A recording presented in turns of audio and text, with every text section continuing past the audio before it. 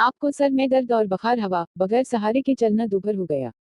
अज़वाज मुतहरात में से हजरत आयशा के घर में कयाम रहा। आप पर गशी आती रही। कुछ अफाका हवा हजरत अली के सहारे मस्जिद में तशरीफ लाए। हजरत अबू बकर नमाज पढ़ा रहे थे। आन हजरत के कदमों की चाप किन कर हजरत अबू बकर सदीक ने पीछे हटना चाहा। आपने मना फरमाया। आपने खतबा दिया। आपने फरमाया, अल्लाह ने अपने बंदे को अख्तियार दिया है कि वो दुनिया की नेमतें कि या खुदा के पास जो कुछ है इसे कबूल कर ले। उसने वही कबूल किया जो खुदा के पास है। ये सुनते ही हजरत अबू बकर धाड़े मार मार कर रोने लगे। उन्हें रोने से मना फरमाया और फरमाया, मैं तमाम लोगों में सबसे बढ़कर अबू बकर की माल और रिफाक का ममनून हूँ। मैं सबका एहसान उतार चुका हूँ। अबू बकर का बदला खुदा ही दे सकता है।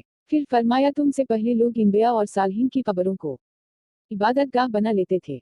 खबरदार तुम कब्रों को इबादत गाह न बनाना। उस खतबा में आपने फरमाया, ए अब्बास, मैं खुदा के यहाँ तुम्हारे कुछ काम ना आ सकूंगा।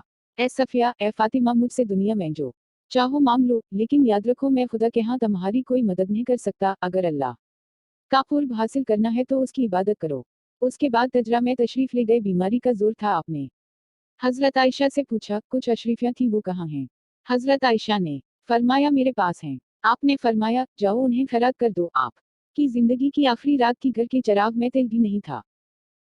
अलमुमिन हजरत आयशा ने खादिमत से कहा, जाओ कहीं से तेल लेकर आओ। पैर का दिन था। सपहर का वक्त था। आजरी 12 रबीउल अव्वल, उम्र 63 साल। हजरत आयशा के हुजरा में रहलत फरमाई। अल हुजूर नबूवत के बाद 13 साल तक मक्का मुकरमा में रहे। 10 साल मदीना मनवरा में कयाम फरमाया।